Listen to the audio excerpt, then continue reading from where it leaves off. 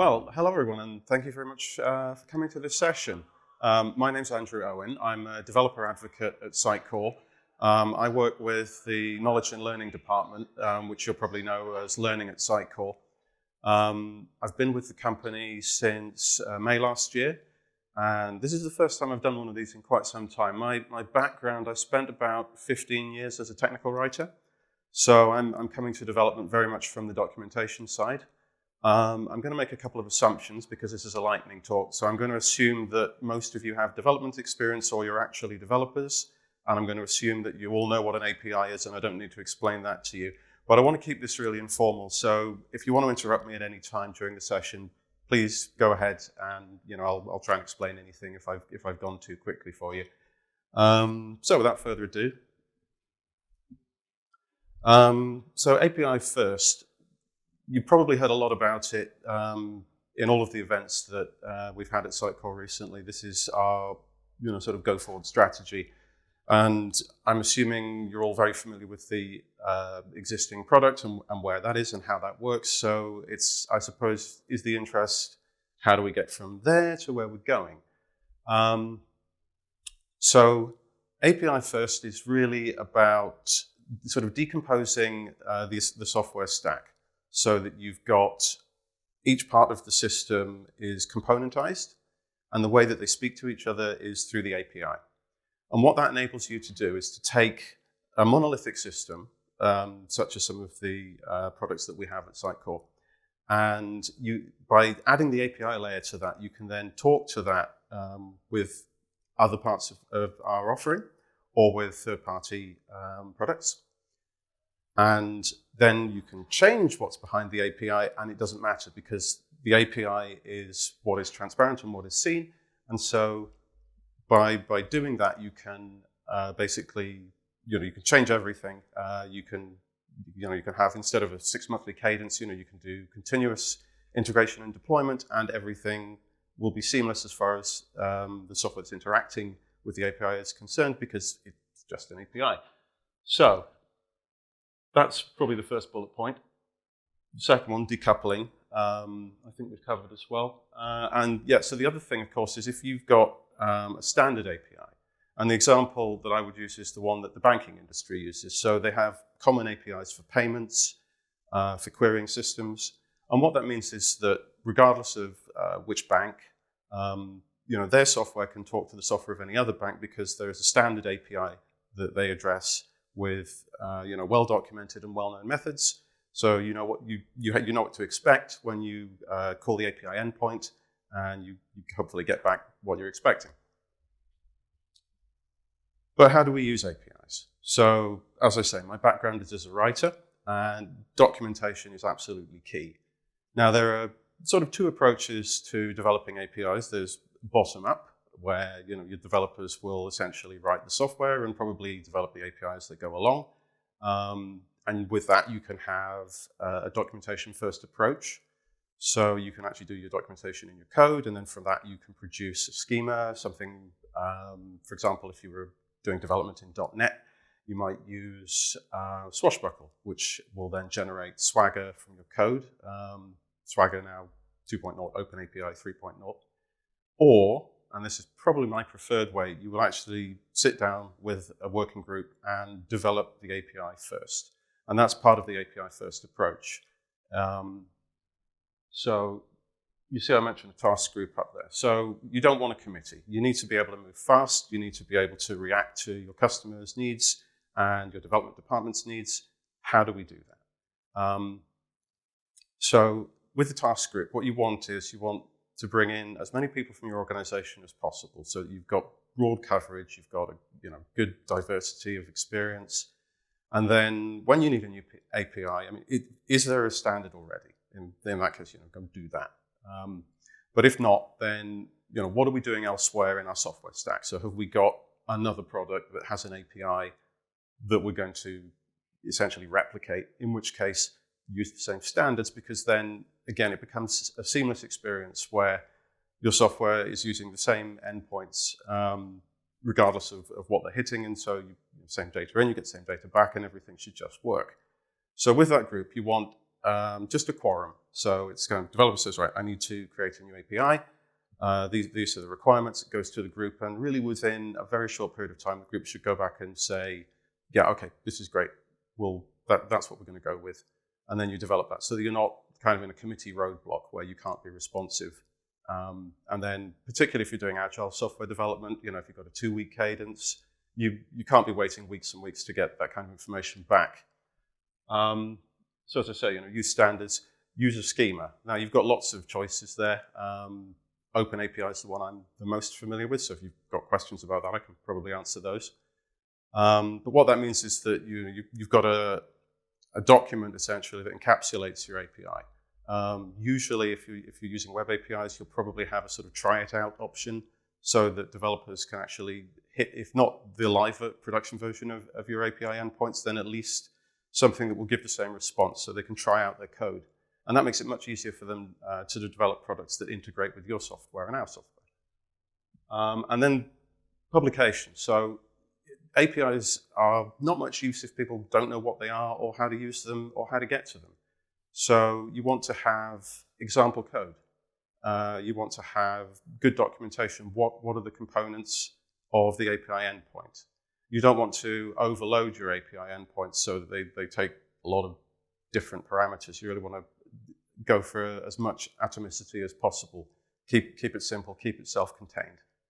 And then that will give you just in terms of from a maintenance point of view, it's much easier. And you've got your decoupling as well. So essentially, you have got a simple interface to the software, and then you can build on that. And if you can add API methods and you can deprecate old ones. But the idea is that you keep this kind of paper trail, if you like,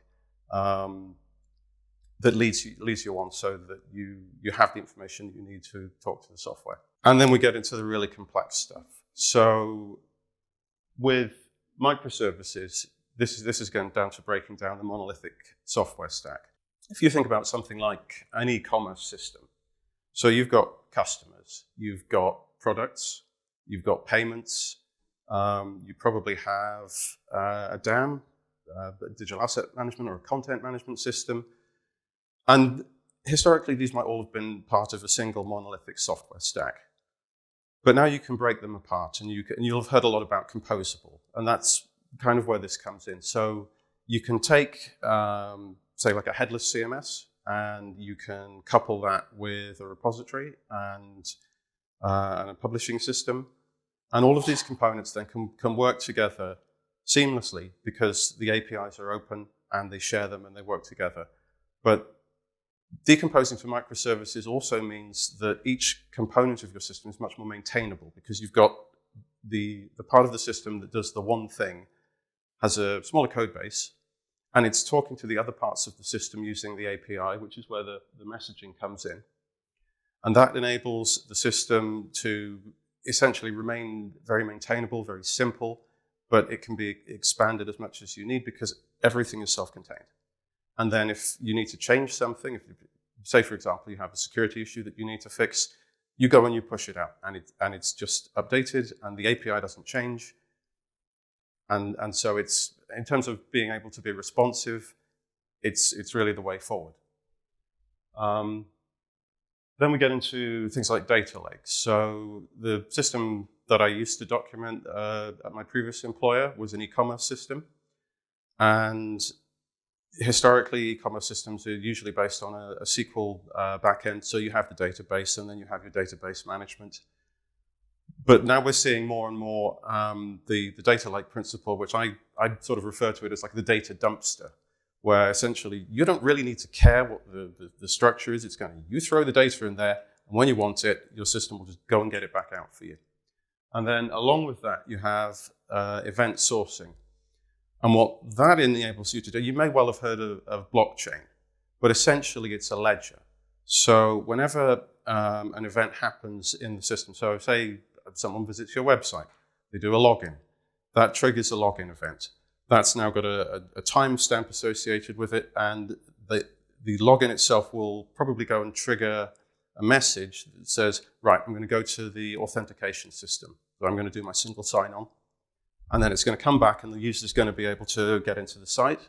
And then it's going to maybe call out to the personalization. So, do I know this user? Have they been here before? Am I going to offer them, say it's an airline. So it's do they take a regular flight? Am I going to offer them that? So that will reach out to the personalization system. And then, so they book a flight. And then you want to reach out to the payment system. And all of this happens then in the ledger. And if, for some, say for example, the server that handles one part of it, that fails for whatever reason, you can essentially replay the event. So you can distribute your system and you can replay the event over another node essentially. And at that point, as far as the customer is concerned, it's it's a slight delay, and then everything's just rolled over and it works. And you might have the servers completely gone down because I don't know the data center got cut off, but they won't notice. So you've got that redundancy and that robustness baked into it. And that's a very, very brief overview of the API approach, and I've really barely touched on it. So I'd now like to open it to any questions, and I'll do my best to answer them. Yeah, just a quick question on this event sourcing, replaying event. Could you just give an example of how the event is replayed, where it would get the data from to replay the event? Okay, so traditionally, if you're making, let's say you've got a database and you've got some products in the database and you want to change a product, historically, your database admin or whoever's responsible would go and make that change in the database, and then you have the previous state and the current state. With event sourcing, you can only go forward. So if you create a record, that's an event. You change the record, that's an event. You want to get a report on that data, that triggers an event at that point. But one thing that event sourcing lets you do is that you can roll back to any point in the ledger, and you can say, I want to replay from here to here. So, for example, say you add a new report, and you've got historical customer data. You might have years of information about shopping patterns. So the event sourcing, you go back to the ledger and you say, right, I want to run this report. I'll start it here, and I want to run with the data from this point, and then it will replay every event in the system. So an event will be triggered whenever a thing happens, and that then will send a message through an API to another part of the system, and it's sort of atomic in that it's the smallest thing. So it's get a record or I'm trying to think of examples here, but yeah. So I mean it's essentially the first class citizen principle is that everything is done through the API. So that's the only way that any of the systems interact with each other, and it's done usually through a messaging system. And then you've got your public APIs, which you publish out to your developers, but then you've probably got private APIs as well, and those would just be used between different components of the system. Now, it's still important to document those, but obviously those are not for external consumption, so you need to have that on your internal developer portal or equivalent.